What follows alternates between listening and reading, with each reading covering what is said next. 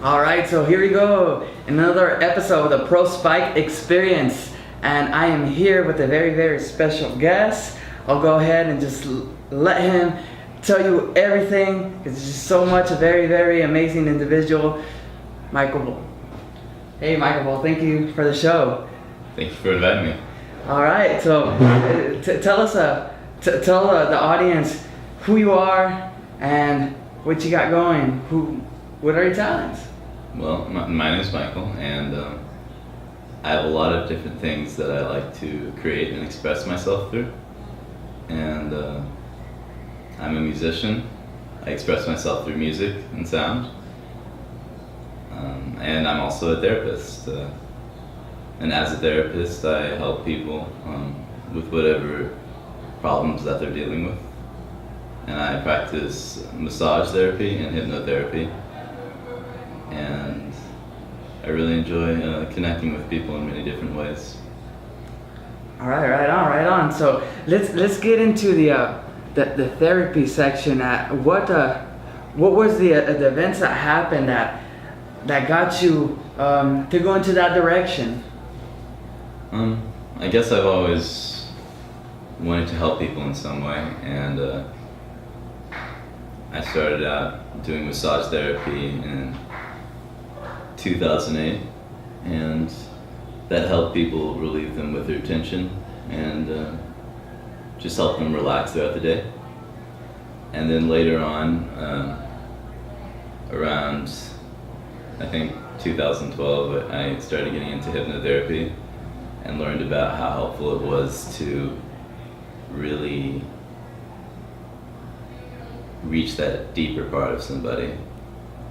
And it reaches a place within them where there's a lot of clarity, the breathing slows down, and they're able to express a different part of themselves better. Wow, that's very, very deep. So when these sessions are going through, what's the before and after look like on the individuals? What's like the big difference, or does it take like certain sessions for there to be like a big dramatic change? Yeah, it can take usually as little as one or multiple ones, depending on how quickly the person is able to process what they're feeling or what their goals are. Usually with hypnosis, it's basically using a person's inner resources to help them accomplish any goals that they desire. So anything within the mind, any psychosomatic illness or anything that can be changed through thinking can pretty much be programmed how the person wants it. Mind power. So that's the big thing. That's one thing that I'm really working on to unleash, and for myself, my conscious to know it, because subconscious and conscious is completely different. But that the power is within us. It really is. So that's so interesting. And so is there a certain steps that you take through or do you also combine any of the or like maybe massaging and then get to the hypnotherapy to once the body's relaxed, or is it just different sessions that you do? Yeah, I actually would like to try the combination between massage therapy and hypnotherapy, but I haven't actually done that one yet. And also commenting before on the power of the mind, it can also be used against the person if they're not really actively, consciously creating it. Can we get more into depth about that? Has there been any... Like habits, for example. Okay, yeah, habits are big. Habits are something that people desire to do, and they do that thing and they make an emotional connection between that activity. And then once they make that emotional connection, if it's no longer good for them in the future, then they've developed emotional connection to it, and that's why it's hard for them to stop. Because whenever they do that activity, they feel a certain way. So the only thing that's necessary to change that is to change the emotional connection towards that thing, and then you can interact with it however you want. And that thing, a habit in this case, would be something that you no longer want, but you have that emotional connection. So you just change the way that you feel about that object. So as a child, have you always, just been open just to help folks? Yeah, when I was a child, I could naturally feel other people. Sometimes it was too much because I didn't know how to make a boundary or barrier. Because I could feel people so well, and so I wouldn't always look at them. But that's changed a lot now. I kind of can connect with both. I can still have my barrier, but connect with people also. That's amazing.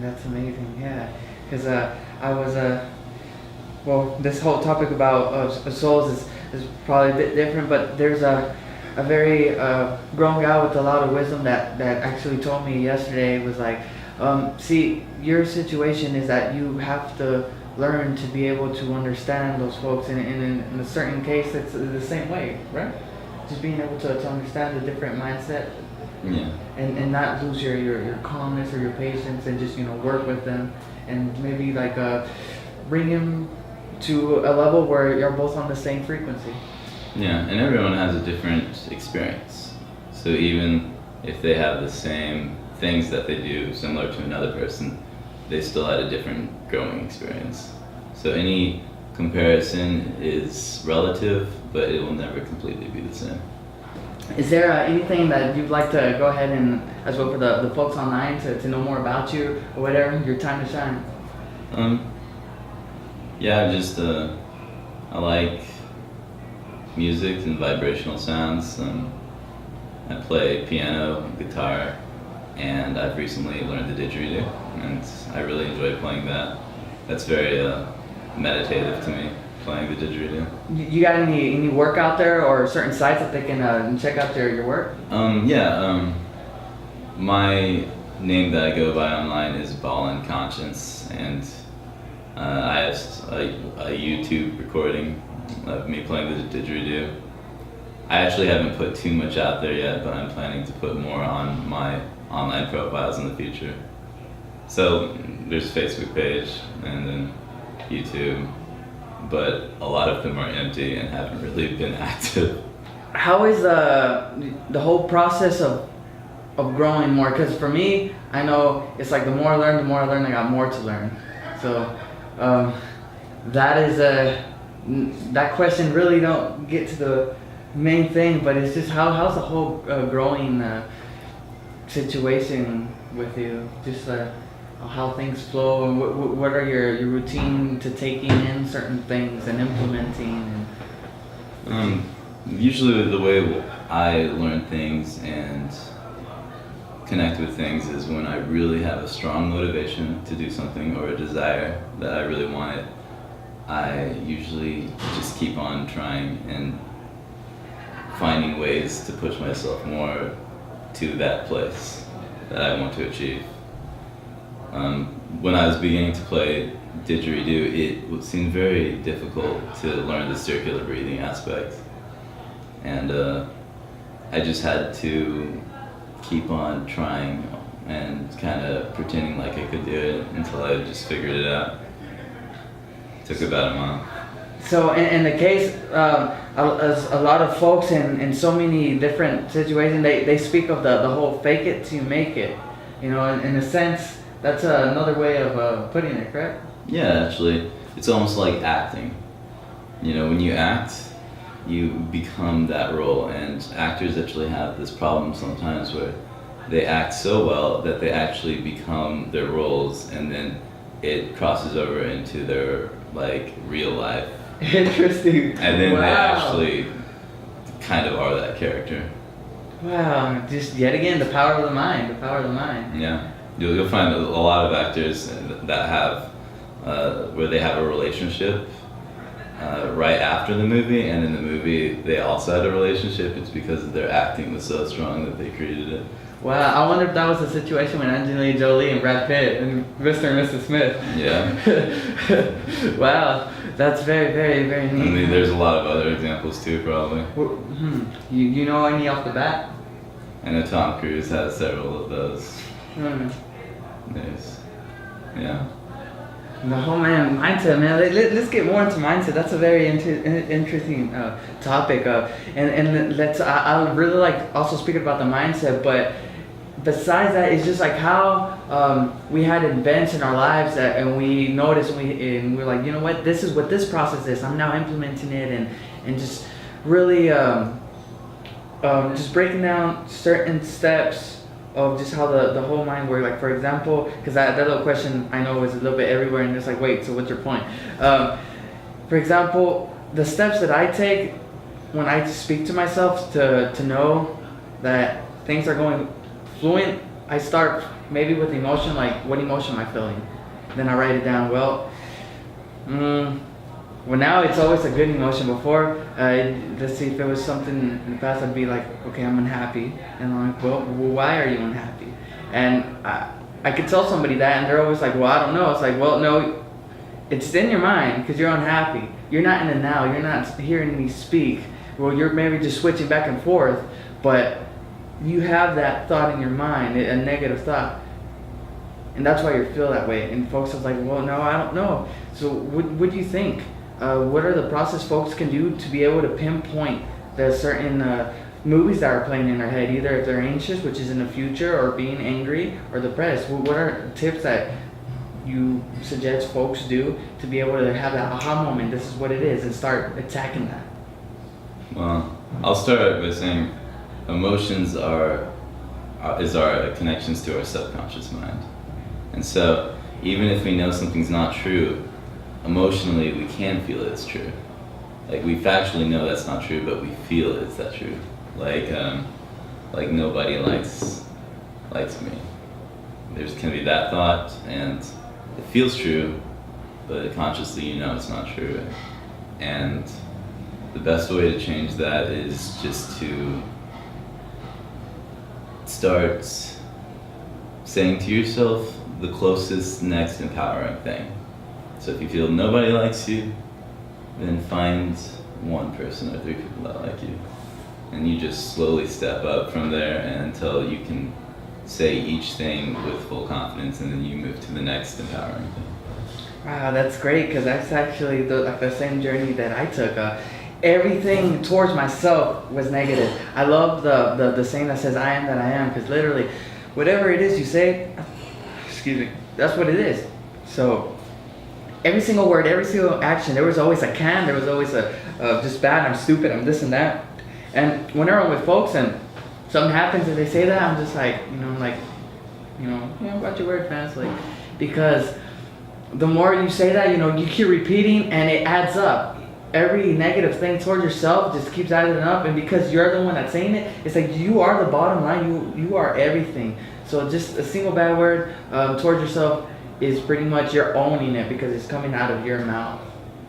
And so I started with that. I caught myself, no, that's not right. Okay, yeah, I can do this. I'm like, but how? And then I started slowly thinking outwards, and there was the folks that I would speak to, and I love them with all my heart, but I know that I knew that the habits that we were all doing together weren't helping us. So I didn't know how to put it to words, so I slowly just went apart. And by doing that, sometimes it's necessary. Yeah, because all our habits changed and we went different directions, and hopefully I'll agree with them, and with me, it was time for me to experience who I actually was, because before I was fronting, I was being a person I wasn't just to fit in. Right. And this journey has really been focused on more me, and it's like, whoa, this is who I am now.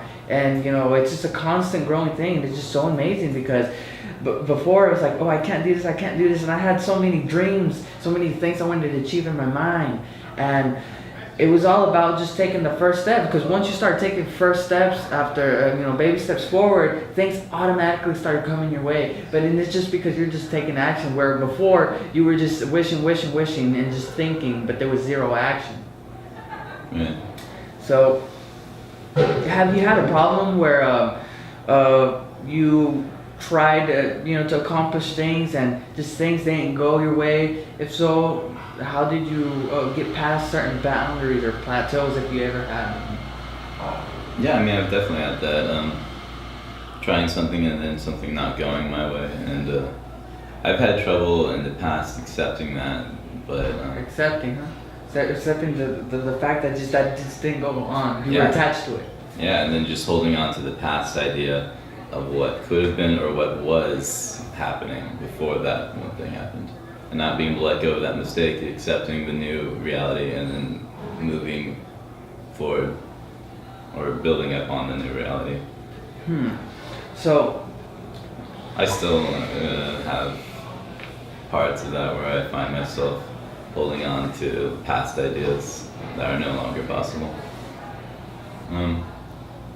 First, how I think of boundaries are something to protect yourself against something outside yourself that disrupts any process of being yourself. So anything that disrupts the process of oneself being true to who they are, then those things need boundaries, and you create those to be more true to yourself. And I guess any expression that one person wants to create and something disrupts that expression, then a boundary needs to be made against whatever is disrupting it. And yeah, I've had to do that a lot over my life, multiple times. But each time I did it, I got stronger, and it was easier to do it the next time. and one thing that I've learned from my experience is whatever boundaries you have to have that mind of, let me just get it through, because like you said, once you get through, it's so much easier to the next time to just get to it, and you just understand things way more, and then you start being on this very vibrating at such a high frequency, and things are coming at you that before you think were bad. Like before, I would always say, I wish it was easy, and like, man, why did it have to be like that? It's like, no, it's like wish it were better. It's like back then, I needed just so much motivation, so much courage, so much will, and now it's just like, and I always looked externally for it, but now it's like, no, I have it. I just got to take action. Take action is just the best thing, and it's just easier. If someone comes at you, I could be next to somebody and they're like, man, this sucks, I don't know what I'm going to do, and then I'm just like, whoa, like really, this is nothing. Like it's like a small puddle of water, I could step right over it, but it's like, whoa, it's because of my experiences. So yeah, definitely, like a big encouragement is go for it. Like any boundaries that's there, it's difficult, but it's something that once you go through, it's just so amazing. Also, our experience is really what creates us. Like in the Yes, quest, you both good find and your bad. answers, not the actual goal. So because of that, it's like the thing that wraps back around. You're looking for something that will make you who you are, but then it's really always inside yourself, and you just have to activate it in some way. What is something that like a big change that you'd like to see going on? Like just like in the world in general. I know it's a big question, but I would like to see people unite more in some way, and really people being their own authority, and really listening to themselves first and what they feel is best for them, rather than what is the common thing that people say is best. and the reason I filmed this and put it out there is because we can all learn from each other. There's like literally, That's true. we can all learn from and I've seen videos and I've learned, and it's just like before I'm just putting this content out there. Like before I had the mindset of like, oh, my stuff can't be good, and it's not, that was bad with the negative stuff. It's like you must seize that, and you must put it out there. And of course, there's so much amazingness inside of us, but for it to come out the way we want it, of course, we still have to practice it. Yeah, You know? and also with what you were saying it can't be good, and then what I was talking about before is you find the next empowering thing. So if you're saying it can't be good, then you can maybe believe within yourself and say, some people may like it, and then that's still a higher positive than the last one. But it's also believable. It being believable is important, because you can't jump to the top and say it's the best ever or anything, because that's not believable if you thought it wasn't good at all. Yeah, definitely. And taking stuff at a small scale, I found it to be very, very, very helpful. But I know there's this whole, the entrepreneur scene. There's a lot of folks that are saying just think huge, just think bigger, go home. Now, what's your point of view on that? Is that does it apply to everybody, or is that some? I think that's a good way of doing it too. You think really, really big, and you establish that at one time, and you just say, this is what I want, or this is what I want to go for. And then you pull back all the way from that, because if you focus on too much, then you're focusing on what's not a reality in the present moment. So set your highest goal, and then pull back, and then from then on you divide off of your highest goal to what's believable, or the simplest, easiest thing to accomplish of your divided long-term goal. Interesting. Yeah, definitely. And once again, of me saying how I've been going through stuff, it's so amazing being able to start from a section that I like so much, actually picking up, and the more like-minded folks you speak with and you hear the same thing, it's just like amazing. It's like it's like reaching a new level of just a paradise where you have to hike miles and you're just there. Yeah, new plateau. Yes, it's amazing. And that means you're closer to your long-term goal if you're having that feeling. Yes, and that's where it's at. And the way to reach it really is dividing your long-term goal into tiny little parts. Yeah. But still keeping a main focus, because it's easy to get lost along the way and think that you're not reaching that place that you really want. But then when you look back and see how much you've accomplished and how much, usually a person's accomplished more than they actually know, because they're the hardest critics. So if they really look back, they can find a lot and really realize that they can go through anything. So do you think it's at that one point of folks being sick and tired of being sick and tired, or that it makes it way more willing for them because they're just looking for that guidance? It's like, I'm ready, I just don't know how to get there. Mm-hmm. Yeah, I think if they're really, when they really reach an end point or they feel like they're all out of options, they definitely are more open and willing to try new things that they may have been scared of in the past. Because it breaks down some of their barriers or ideas that they may have had about things, and then they're more open to trying new things that may help. Wow, because I've spoke with several folks, and it was one thing that I would see is there was all this. They're very the folks that I spoke with was very, very knowledgeable of things, but yet just did not implement nothing. So I view as them just not reaching the point of being sick and tired and wanting change. It's just, that's something like very difficult, because I mean, at least I would think, I know my addiction was alcohol, and it was very, very, very bad. But the way I just got through it was just, I eventually hit that point, sick and tired, being sick and tired. Yeah. And one thing that helped is just doing the baby step for self-development, which is starting with words. I went to every negative word I can to positive, and I'm a big believer in putting good in. You put good in, you get good out. And so I started brainwashing myself with positivity, motivation videos every day. Each time I wasn't physically doing something, playing that stuff, and it became like my friend, like somebody who was just speaking good to me. Yeah. And before I wasn't around all that stuff. And that's when I stopped and I pushed that stuff away. Once I put the stuff at the end, I started reprogramming myself, and it was like nobody was going to do that. I had to do it myself. Yeah, it really is reprogramming. Yeah. And it's just, we can change anything within us at any time. Just like with a computer, you can change whatever you want if you know the proper way to connect and write the code.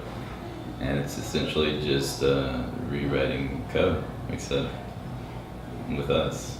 Any cheat codes that that you find along the way. Like for example, one Chico that I tell folks is just holding a smile would release certain hormones. That's a beautiful Chico, as simple as it is. It's just hold a smile and just I don't know, or it does this thing, and sometimes you even start laughing and giggling, and it's a great thing. Any other Chicos that you know that's it's a great way to give you that first initial start.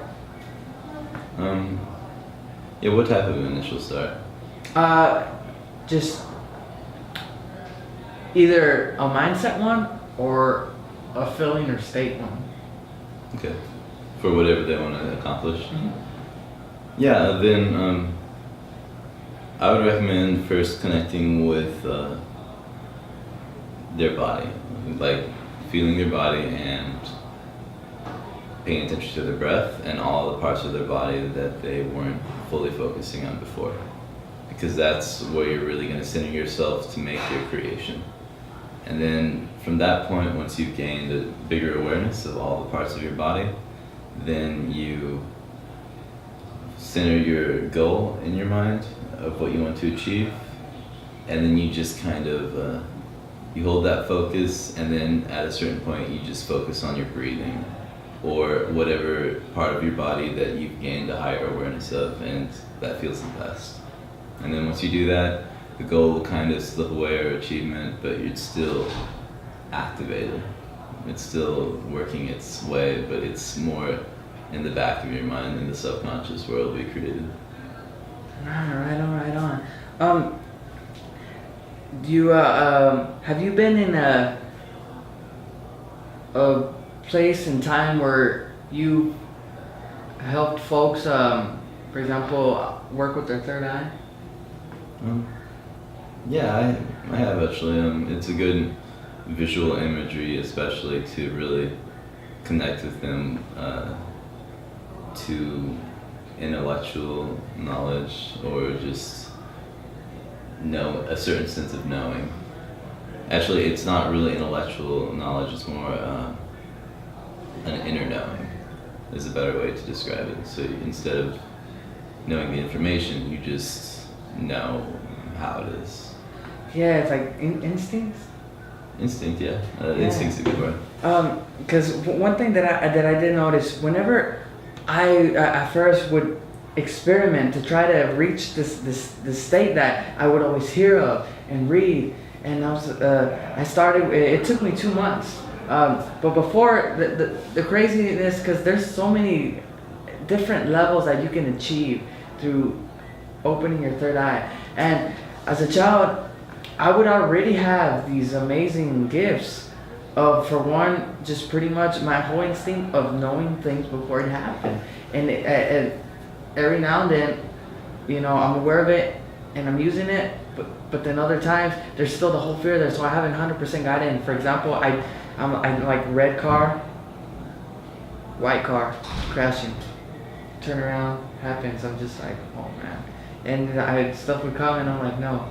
Like, and maybe this was a bad thing. I was like, no, because it could happen. It's crazy. And then when I felt that I was one with the universe, and I achieved that through my pineal gland, that took me 2 months. So pretty much what I ended up doing is I was reading how to detox my pineal gland. So I started drinking apple cider vinegar. I started doing all these different things, drinking teas, using non-fluoridated toothpaste, exercising, just super healthy, and listening to like 960 hertz frequencies to stimulate my pineal gland, and the exercise where I'm tapping here that I saw were also good, and breathing technique. And I did all this for 2 months. And so one day, it was 2 in the morning, I wake up, I look at the clock and I saw it was 2. Then I closed my eyes, worked on my breathing technique, and what this was, I say that was me connected with the universe, with God. I was a frequency. So pretty much what happened, I hear a train sound pass by in my head, like just a train horn, and it was crazy. It was just, I then no longer felt. Because right now, you pay attention, you feel your toes, you can jiggle them, you can feel your chest, your fingertips, your hair, just everything, you're aware of everything. I then could not differentiated nothing. I felt I was one being. My forehead became very magnetic, like a magnet. It's this insane, just powerful energy. And of course, my eyes were closed, pitch black room. I felt literally as I was standing on my forehead, and I was just one being. And then I heard a frequency. It was more like a wah, just wah, wah, wah, wah, wah, and it was so very powerful, and it was just a steady frequency. And then I saw a white light out of nowhere, and it started breaking to super white, to like sacred geometry, turning kind of grayish, and then to black. And there and then, I felt that was through my pineal gland. I was then, my soul was then just disconnected. It was the most amazing feeling ever. My ego kicked in. After my ego kicked in, then it was like, man, you're doing it. This is it. This is our oneness. This is you tapping in. Then boom, I started losing concentration. I was like, no. Then everything closed, and then the walls went away, and then I started feeling my body and started shaking, and I felt tears going down my cheeks, and I was like, those were tears of joy. And that state I was in, that was a state of pure love. So have you been in that state before? If so, would you describe it, or would you think, what was that experience I had? Well, everyone has their own different experience. I have actually been in a very similar experience to that, and afterwards the emotions are usually stronger, and they've changed, but you just feel more empowered within yourself, and we all also have the ability to reach that place. We have a natural setting within us to, whenever we have the strong desire to connect with that, we will immediately connect with that.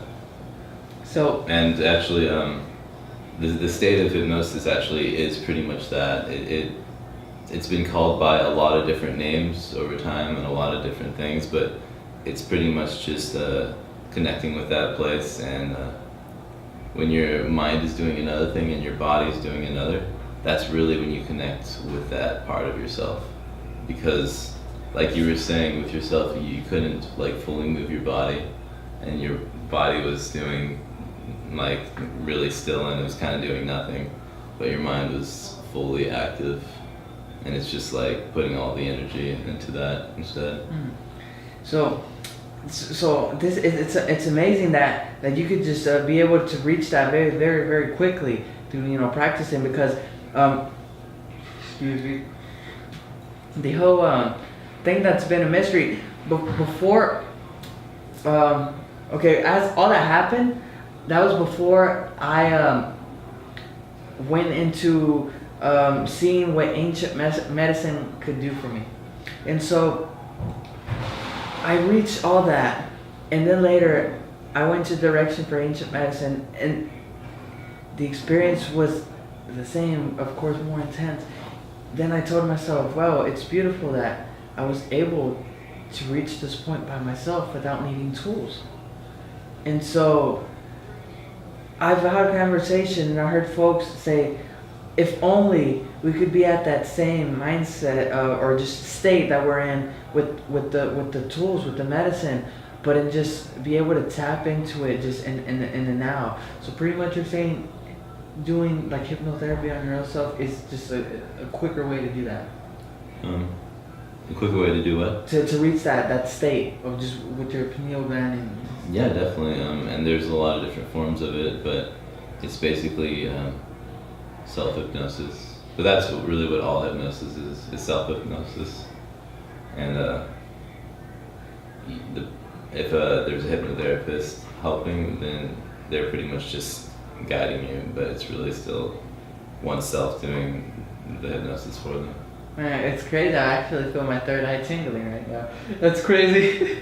That's awesome. I wonder if it's because we're speaking about it. Yeah, I mean, even the suggestion to go into that state can easily create that. Okay, so I guess in a sense, I probably do that in a quick way. So, when it comes to certain like, I'm gonna use the word substances or just like maybe a getaway or whatever.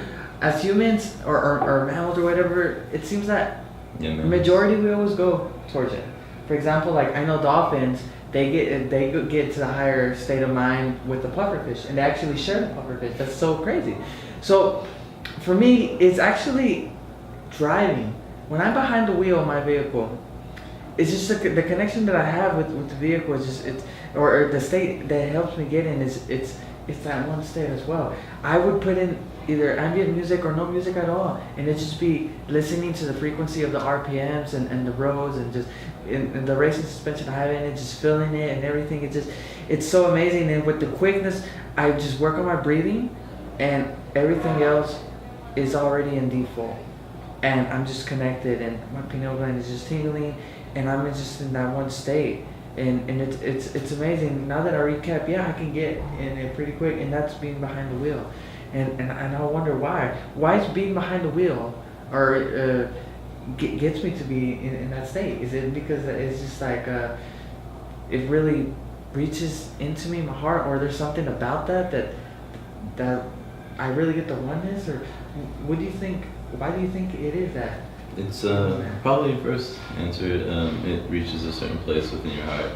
You've connected with it in a very positive, uplifting, emotional way, and you've associated really positive feelings, whether it's feeling strong or something else positive. Whenever you drive, you've connected those two things together, so they're actually one now. Kind of like Pavlov's experiment, where connecting something that's not necessarily connected, but then making those two things one. With Pavlov, he had the dog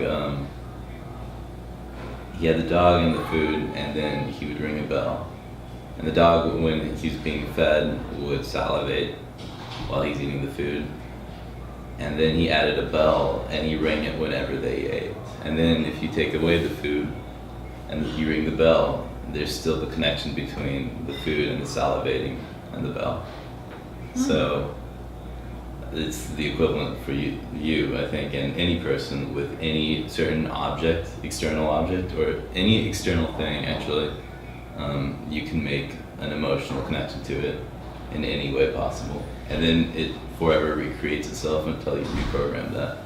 Wow, and I definitely don't want to reprogram that. No, that's a good thing. Because I get in just in that state amazing. Like I've spent a lot of money in stiffening my car and just putting a lot of money into it, and it's just the way it was designed and what I helped do to it. It's just being in there, feeling all the vibration, all the feedback from the road, and having the vehicle be in such a high RPM, and just the velocity, and of course under the safe environment, but just being there and going with the road, and feeling the gravity is just, it's very, very, very emotional thing to me.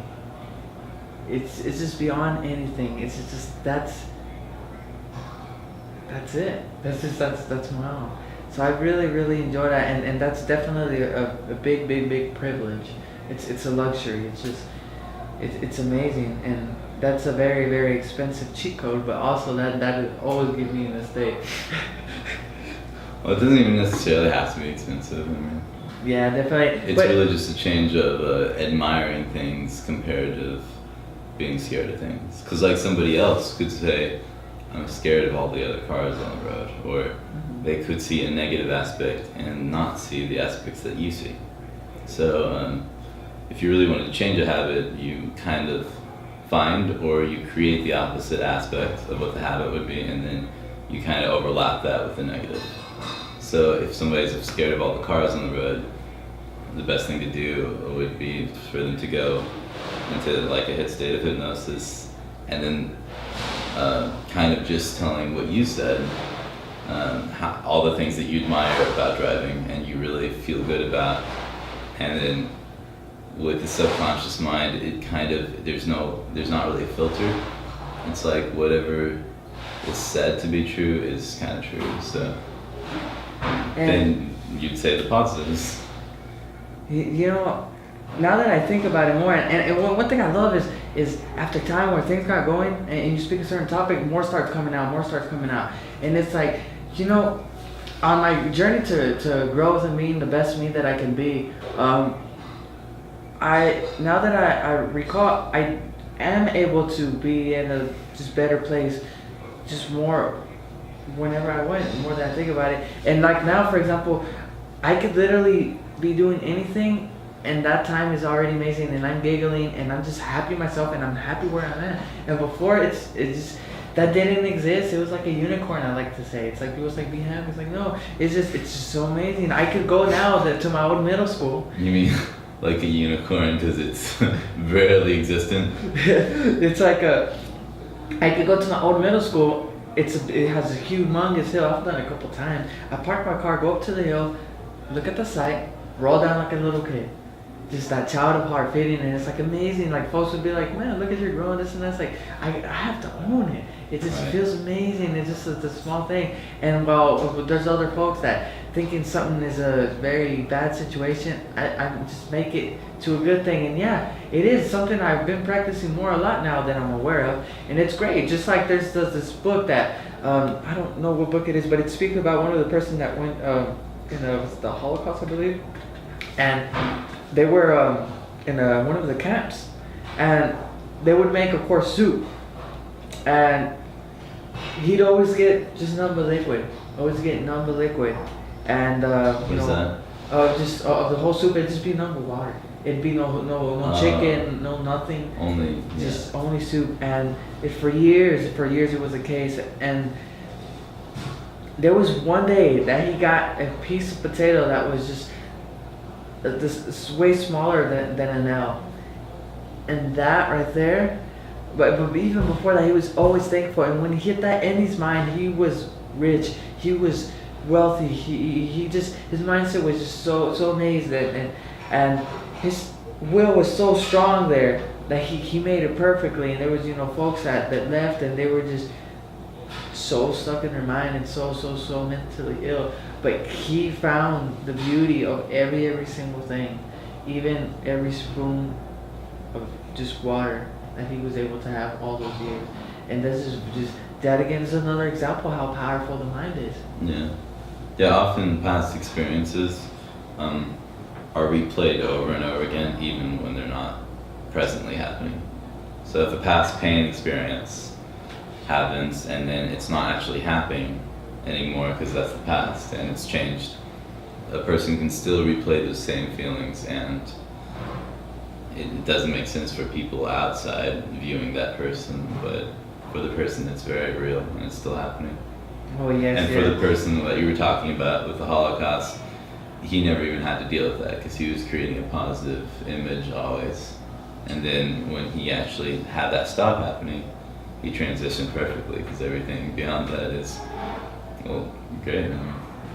And that's just so powerful. And the more and what I do, and the more I'm able to tap into that, it's just so amazing. And it's just something I really work on, and and these are just things that we are capable of, and I love speaking about that, and I love getting other people's point of view, because the way I explain it, somebody might not get it, but the way somebody else explains it, boom, they'll then understand it, and it's like awesome. And that's why I encourage myself to always put this content out there, because you just never know, and you can't push yourself down. You gotta push yourself up. You know what I'm saying? And because in today's society, that's what I see. A lot of people, I was guilty of it as well. I always push myself down and people others, and we go so much by looks. Like I'd see folks and I'm like, man, they're so beautiful, and they're automatically here. But in reality, you think you everything about yourself, you call yourself negative and bad, but you could be in such higher place than they are, and it's like whoa, and it's just the way it is. Yeah, always finding the next empowering thing is really strong, and having self fulfillment and self empowerment. There's a lot of negative words in the English language, at least. I don't know about others. Yeah, that's a good question. It's like is it in all the other cultures? A lot of the time, there's a habit between people that I've seen to reference everything outside themselves as the same as they are feeling in that moment. So, can you give me an example of that? Well, like what you were talking about, just assuming all other cultures or all other things are like a certain thing that they've experienced. They're experiencing a certain reality, and when they experience that this certain type of people is this way, and then they make an assessment of this is true for all things just like that. Okay. So cultural, even like any type of prejudice towards people is pretty much that. A person's experienced something, and then from that experience they're saying all things are like that, and that's their prejudice, whether it's racist, sexist, or nationalist, or whether it's any of those things. It's an experience, and now they've judged everything to be like that. Man, this is great, and I see the time is getting near the end. So these the last 5 minutes. And once again, is there a particular topic that you like to speak about, or you'd like me to choose this last topic so we can end the show? Not anything in particular. Just anything that brings people together. Anything that creates connection rather than separation. And that's something I'm really aiming for, because the world's really lacking that. I said before, it was kind of helping each other. Of course, it's always be negativity and bad and all that, but it's like everyone was entrepreneurs. You had your one thing that you did, and what the currency was value. I'll give you, for example, this chicken, and you would give me this plant or whatever. It was just trading. It was just value. But now there's the thing that calls money, that is now the value or whatever. And that system works because people believe in it. Right. But all the stuff that's happening now is totally separating us, and it's scary to think. But it almost seems like a lot of folks have robotic hearts and minds, and we're pushing away from just being an actual human and feeling and with ourselves, having these amazing what's the word I use, instincts.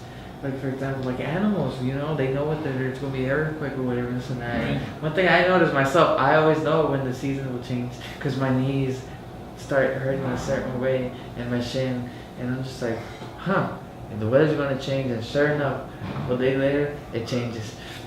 So it's stuff like that is very, very neat. And yeah, we're animals too, so all it takes is the awareness, and we'll find some connection to what's happening in our external environment. Oh, and now that we're talking about instincts, before I quick end it, I want to talk about hair. I feel like hair is like an antenna to bringing in all these altered frequencies. There's a cool study that happened back in the day with Native Americans. They were just amazing in doing what they were doing, hunting, killing, all that. And then they wanted the people that came, they wanted them to be in the military. So because they were so good, so they put them in, cut their hair, and they were used as they were like the first one getting killed. And they were like, "What's going on?" And then they got the folks, the Native Americans, and did not cut their hair, and they were just owning it. And just like, whoa, it's just like, how can the hair do all that? And I remember when I had my super long hair, it's just, I was way more connected to everything. It's just like an antenna. I love the hair. What's your point of view on that? Well, I like hair, and that's just a personal thing, but I can definitely see how it is and understand it pretty much. Just like the roots of a tree, Yes. they go out into the ground, they go out to the sky.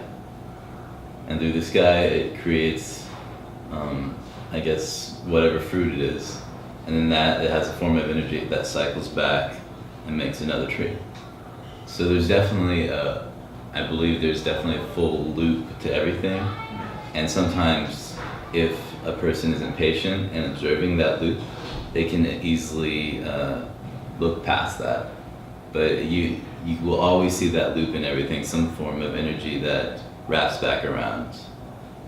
So it happens as above, so below. So it makes this connection. Like with rain, it's down in the ground, goes up to the sky from the sun, and comes back down. A beautiful, beautiful life. Definitely, Mother Nature. Mother Nature doesn't ask nothing from us but to take care of her. Yeah, Earth is doing its thing. Yeah. It's been doing its thing a lot longer than we have, actually, as a race of people, I guess. So yeah, we don't even know as well as Earth does what's happening. Man, definitely. There's just so much different topic that we can get to, and I thank you so much for being in the show, and definitely look forward to having you again and getting to more deepness and hopefully getting more folks, because I'm very big. It's just like there's just so much to talk about. There's just It's just, and when there's more also, it gets so exciting and it's just amazing. So I definitely thank you so much, and this definitely won't be the last time Michael Bell would be here on the show. So thank you so much, and this is the Prospike Experience, and we are out.